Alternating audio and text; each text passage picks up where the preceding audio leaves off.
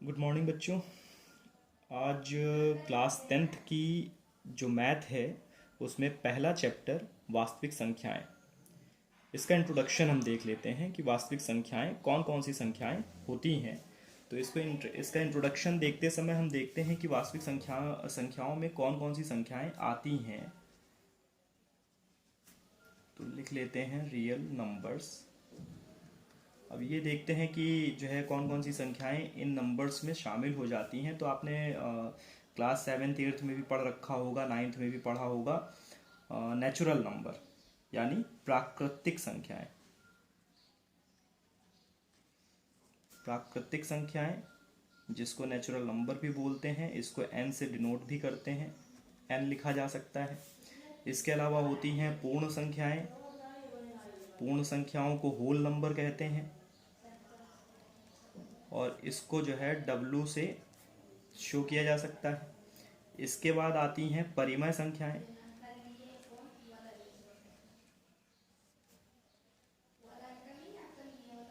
परिमेय संख्याएं इसको हम लिखते हैं रैशनल नंबर। और एक होती है अपरिमेय संख्याएं। अपरिमेय संख्याएं इसको हम लिखते हैं इर्रेशनल नंबर। तो आई से लिख देते हैं, ठीक है। अब ये नेचुरल नंबर क्या होता है, पूर्ण संख्याएं क्या होती हैं, परिमेय संख्याएं क्या होती हैं, अपरिमेय संख्याएं क्या होती हैं, इनके बारे में भी थोड़ा सा देख लेते हैं। तो पहले नंबर पर हम देखते हैं प्राकृतिक संख्याएं, ये होती क्या है। आपको मालूम है कि प्रकृति में जो भी चीज़ें देख करके हम उसकी गिनती कर लेते हैं। जैसे कि मान लीजिए कि कहीं पर कुछ पेड़ों के ग्रुप खड़े हैं, कुछ पेड़ खड़े हैं। तो अगर कोई आपसे पूछे कि कितने पेड़ खड़े हैं, वहाँ पर कितने पेड़ लगे हुए हैं, तो आप देख करके यही बताओगे कि 3 हैं या 4 हैं या 5 हैं, ठीक है। लेकिन अगर कहीं पर पेड़ नहीं है और कोई आपसे पूछे कि क्या वहाँ पेड़ नहीं है या पेड़ों की संख्याएं वहाँ पर कितनी हैं, तो आप उसको ये जवाब नहीं दोगे कि वहाँ पर 0 पेड़ है। आप ये कहोगे कि वहाँ पर पेड़ है ही नहीं। तो इस वजह से जो प्राकृतिक संख्याएं होती है उसमें हम 0 को शामिल नहीं करते हैं, बल्कि वो 1 2 3 4 जहाँ तक आप गिन सकते हो वो सब प्राकृतिक संख्याएं होती हैं, ठीक है। तो इसको समझने का सबसे आसान तरीका ये है कि प्रकृति में कोई भी चीज़ें देख करके, कोई भी आइटम्स आपको दिख रहा है उसको देख करके आप उसका नंबर कैसे काउंट कर लेते हो। तो ये सारे नंबर्स नेचुरल नंबर हो जाते हैं। दूसरा आता है पूर्ण संख्याएं। तो पूर्ण संख्याओं में हमको क्या देखना है कि अब चूंकि इसके नंबर से ही क्लियर हो रहा है, इसके नाम से ही क्लियर हो रहा है कि पूर्ण संख्याएं हैं। तो पूर्ण का मतलब जो अपने आप में परफेक्ट हो गया हो, होल हो, पूरा हो चुका हो। तो इसमें हम 0 को भी शामिल कर देते हैं। तो 0 1 2 3, क्योंकि 0 लगाने के बाद ही संख्याएं आपस अपने में पूर्ण हो जाती हैं, ठीक है। तो पूर्ण संख्याओं में प्राकृतिक प्राकृतिक संख्याओं में क्या करेंगे कि 1 से काउंट करेंगे, 1 2 3, क्योंकि उसमें 0 का कहीं कोई प्रकृति में 0 जैसी कोई चीज़ होती नहीं है। लेकिन जब पूर्ण संख्याओं की बात करेंगे तो अब किसी ने आपसे पूछ लिया कि क्या आपकी जेब में टॉफ़ी पड़ी है। अगर आपकी जेब में टॉफ़ी नहीं है तो आप कहोगे नहीं है। अगर वो पूछता है कि आपकी जेब में पड़ी हुई टॉफ़ियों की संख्या कितनी है, तो आप उसको बताओगे 0 है। तो इस वजह से पूर्ण संख्याओं में 0 से हम काउंट करना शुरू करते हैं। अब तीसरी चीज़ आ जाती है परिमेय संख्या। परिमेय संख्याएं या रैशनल नंबर जिसको हम बोलते हैं। तो रेशनल से ही बनता है रेशियो, ठीक है। आपने रेशियो के बारे में भी पढ़ा होगा। रेशनल से बनता है रेशनल, इसी से बन जाता है रेशियो। और रेशियो का मतलब होता है अनुपात, इसको हिंदी में बोलते हैं अनुपात। अनुपात का मतलब हो गया कि जैसे हम लिख रहे हैं 3/4, तो इसी को हम कहते हैं अनुपात, 3/4 को, ठीक है। तो रैशनल नंबर में हमको ये समझ में आ रहा है कि किसी संख्या को जब हम किसी संख्या को P/Q के रूप में लिख सकते हैं। परिमेय संख्या में क्या हो गया, जब हम किसी संख्या को P/Q के रूप में लिख सकते हैं। लेकिन यहां पर क्या होना चाहिए कि P भी पूर्ण संख्या हो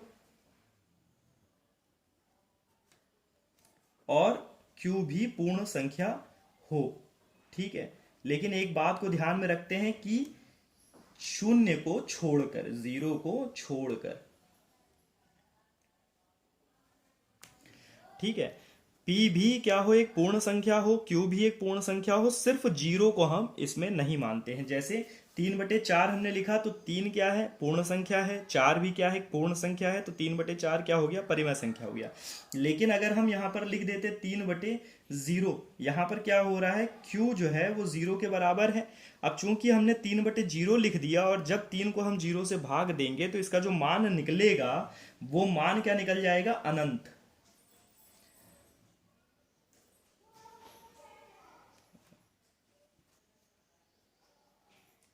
मान जो इसका होगा वो अनंत आ जाएगा, तो इस वजह से हम इसकी काउंटिंग नहीं कर पाएंगे। अब अनंत जो है कहाँ तक हमको गिनना पड़ेगा हमें खुद नहीं मालूम है, इस वजह से हम ये कहते हैं कि जहां पर क्यू जीरो ना हो और पी और क्यू दोनों ही पूर्ण संख्या हो, उसको हम परिमेय संख्या कहते हैं। कोई भी नंबर, जैसे हमने 1 लिया, 2 लिया, 3 लिया, 4 लिया, इन सबके नीचे एक अपने आप ही मान लिया जाता है, तो ये सभी क्या है, परिमेय संख्याएं हैं। इसके अलावा हम 2/3, 5/7, 9/7, इन सबको भी हम परिमेय संख्या कह सकते हैं। अब चौथी चीज आ गई है अपरिमेय संख्याएं। क्या अपरिमेय संख्याएं क्या होती हैं? तो अपरिमेय संख्याओं के बारे में हम ये चीज एकदम स्पष्ट रूप से कह सकते हैं कि ऐसी संख्याएं जो परिमेय संख्या ना हो, मतलब वह संख्याएं जिनको हम p अपॉन क्यू के रूप में नहीं लिख सकते। जैसे मैंने लिखा अपरिमेय संख्याएं,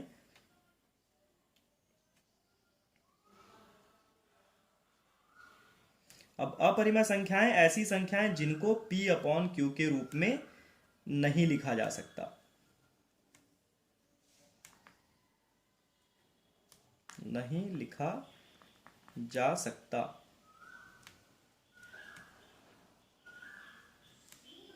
ठीक है।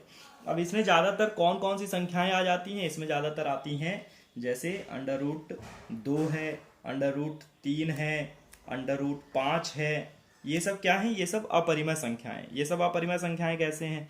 कारण ये है कि जब आप √2 का मान निकालेंगे, जैसे मान लीजिए कि मैं यहाँ पर लिख दे रहा हूँ किसी भी संख्या का, जैसे मान लीजिए कि हमने किसी अंडर रूट का मान निकाला, तो उसका मान निकल करके आ रहा है 4.1 2 3 5 6 9 0। फिर से वो अपने आप को रिपीट कर रहा है, 1 2 3 5 6 9 0। फिर से वो अपने आप को रिपीट कर रहा है, 1 2 3 5 6 9 0। तो ये क्या होगा, ये कंटिन्यू चलता जाएगा, ये कभी भी कटेगा नहीं पूरी तरीके से। तो इसी वजह से इस संख्या को हम क्या कहेंगे, अपरिमेय संख्या। ठीक है, यानी जिन संख्याओं को हम p/q के रूप में नहीं लिख सकते। अब p/q के रूप में लिखने का मतलब होता है कि 3/4 को हमने लिखा तो 3 जो है वो 4 से दशमलव के कुछ भाग तक कट जाएगा। दशमलव के बाद 1 2 3 स्थान के बाद ये पूर्णतः विभाजित हो जाएगा। जैसे हम एक उदाहरण के माध्यम से समझने की कोशिश करते हैं कि 3/4 हमने लिखा और 3 को 4 से हम भाग देते हैं। ठीक है, तो हम सबसे पहले यहाँ पर 0 लगा करके दशमलव लगा दें, जिससे कि यहाँ पर 30 हो जाए। अब 4 × 7 = 28, यहाँ पर जब हम घटाएंगे तो हमारे पास 2 बचेगा, और जब 2 बचेगा तो 5 चौको, यहाँ पर 0 ऑटोमेटिक हम ले लेते हैं, और 5 चौको 20 या 4 पंजे 20, तो ये पूरी तरह से कट गया। तो हमारे पास इसका मान कितना निकल करके आ गया, 0.75। तो ये पूरी तरह से विभाजित हो गया दशमलव के शुद्ध 2 स्थानों तक। ठीक है, लेकिन यहाँ पर क्या हो रहा है कि जो हमने यहाँ पर मान देखा है कि 4 के बाद दशमलव, दशमलव के बाद 1 2 3 5 6 9, फिर 0 आया, फिर 1 2 3 5 6 9 0 आया, और ये ऐसी अनंत तक अपने आप को रिपीट करता चला जाएगा, ये पूर्ण रूप से कटेगा नहीं। तो इसी वजह से इसको हम अपरिमेय संख्याएं कहते हैं। और इसी तरह से √2, √3 और √5 के मान भी होते हैं जो कटते नहीं हैं आगे चल करके, ये ऐसी ही दशमलव के बाद अपने आप को रिपीट करते चले जाते हैं। तो इस वजह से ये भी अपरिमेय संख्याएं होते हैं। अब हमने ये सारी चीजें जान ली, तो हम ये कह सकते हैं कि जो वास्तविक संख्याएं होती हैं, ये जो वास्तविक संख्याएं हैं वो क्या हैं? ये जो वास्तविक संख्याएं हैं ये ही जो है, ये प्राकृतिक संख्याएं, पूर्ण संख्याएं, अपरिमेय संख्याएं और परिमेय संख्याएं।